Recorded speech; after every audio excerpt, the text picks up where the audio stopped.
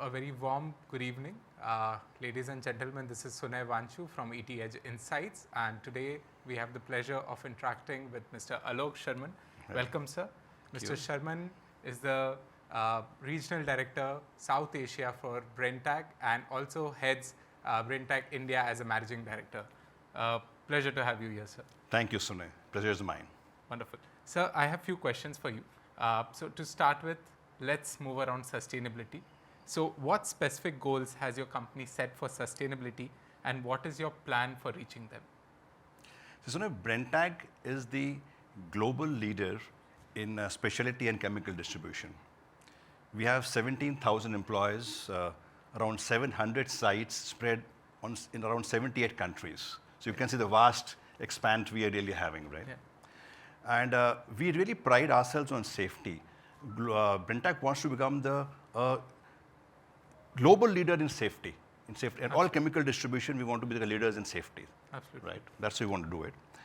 Sustainability is a fundamental given for Brenntag. It's like a fundamental culture in Brenntag, which is driven by our CEO, global CEO, Dr. Christian Cole-Painter, and our VP, Vice President Sustainability, Dr. Andreas. So it's like driven from top. So all of us have to abide by it. But it's not basically just a kind of a corporate thing. It's basically has to be done by every person.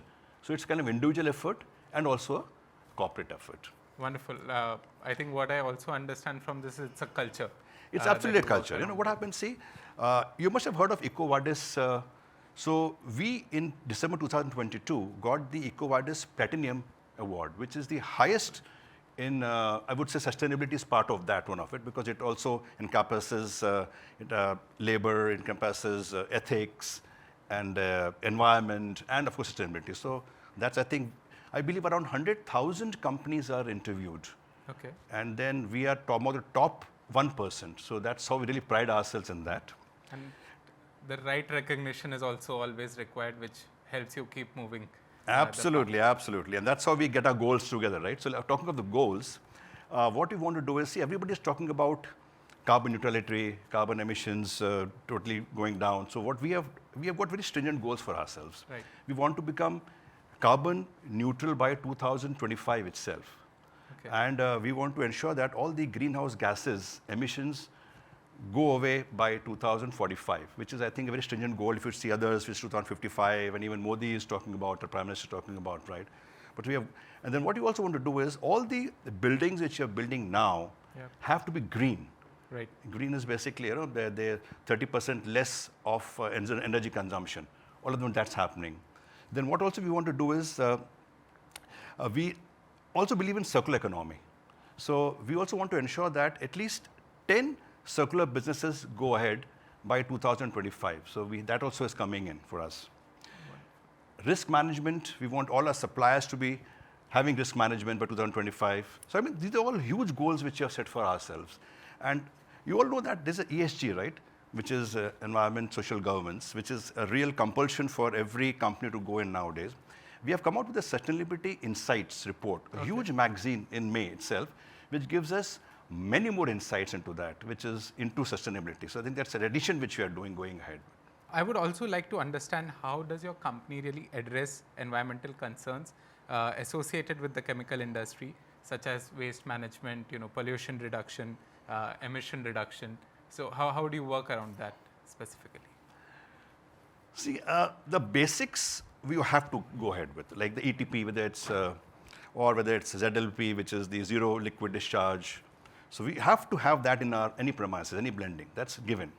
But other than that, we're also doing a lot of work on terms of, say, example, MHEs, which is the material handling equipment. We're going ahead for electrification, total electrification there. We have, in fact, going for transporters also. Transportation, we are going electric. Right. Brazil, we just got an electric truck. In India, we're trying to do, but we are not. It's very difficult for us because I think trucks are not available beyond 600 tons. So we want 600 kgs, I believe, 600 kgs, sorry. So, we have to really ensure that we get those. So even people have to help us. The entire environment, we have to do all that. And everybody has to come together to really ensure this happening. And, like taxis, let's talk of taxis. Sure. Everybody takes a taxi, right? Right. So in Delhi, what we've ensured is we go in for entire EV taxis. There's a taxi called Blue Smart, We have gone ahead with that group. So we are again saving on carbon emissions there itself. We're having driver and fleet trainings. I mean, we're doing all whatever is possible there. Another big initiative we are doing is through CMP. It's called Carbon Management Planning. Okay. So what we do programs? CMP is Carbon Management Program actually, which is basically our program, what we do. What we have done is Germany gives us funds for capex investments and for initial investments by all the companies in the Brenntag, and we can apply for that additional funds so that we can stop carbon emissions in our own country or in a company. Okay. And I believe around 16 of them have already taken advantage of this last year. Wonderful. I think set the right practices on track. Use the funds for the betterment of the overall community at large, because eventually it's going to impact them. Okay. Absolutely. I have a follow-up question, maybe something a bit on a different line. How does your company engage with the stakeholders, including the local communities, to address their concerns, ensure that there is transparency whenever you're taking these sustainable efforts? We have got 5 cultural pillars, as we call them. Sure. I have named it as ESTCC, which is basically excellence, safety, which is care, and trust and clarity. These are the fundamental we have principles. So let's go ahead with say safety. As I told you, we pride ourselves. We want to become the world leaders in global safety, right, in distribution. So safety first always comes in for all us. Right. Whenever we do anything, it's safety first. We've been taught that as well. We had a safety day in May very recently, where everybody participated. We got our warehouse people, employees, we got factory employees, we got office employees, everybody participated in safety day. So we had kind of a safety pledge taking there as well. We had children of employees giving us paintings, and we had a painting competition on safety. So that kind of culture we want to imbibe in everybody. So whether it's employers or employees' kids or third-party kids, third-party employees, all that we are trying to imbibe. Our goal is that LTIR, which is the lost time injury rate, is 0.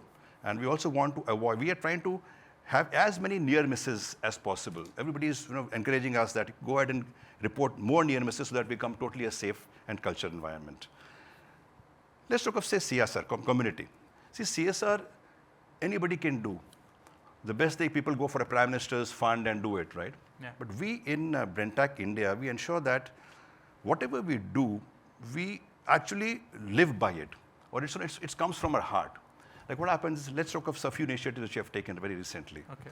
We have gone ahead and transformed a school totally. It was in shatters, that big problem it had. And it was a tribal school near our warehouse in Mumbai. Very in the interiors. We transformed it totally. There were around 65 children now. There are 75 because the school has been transformed. Wonderful. We went and for an old age home, we went there, it's all care, like lots of principles, like care and trust. So we went to an old age home and we gave them beautiful garden benches. We gave them garden there so that the environment comes in. We planted trees there. We went again somewhere near Panvel and we planted around 100 trees there, again near an old age home and a school. So these things that we keep on doing. And all employees are encouraged to participate. It's not that, right. It's like, I want to go and you want to go or something. I said, it's open for everybody, employees, families, please come ahead and contribute to the community. And let's all do it. And so this ensures environment friendliness, sustainability, and also a kind of a community coming together. And we are very much in line with, we also support that we don't want global warming to become more than 1.5 degrees centigrade. That's the goal, right? Absolutely. Ultimately, it would lead to profitability, yes. But when we see it, it's more of community service. Absolutely. And more for Absolutely. Environment enhancement, or Absolutely. more for carbon reductions or carbon emission reductions, greenhouse reductions. So, but yes, you're right.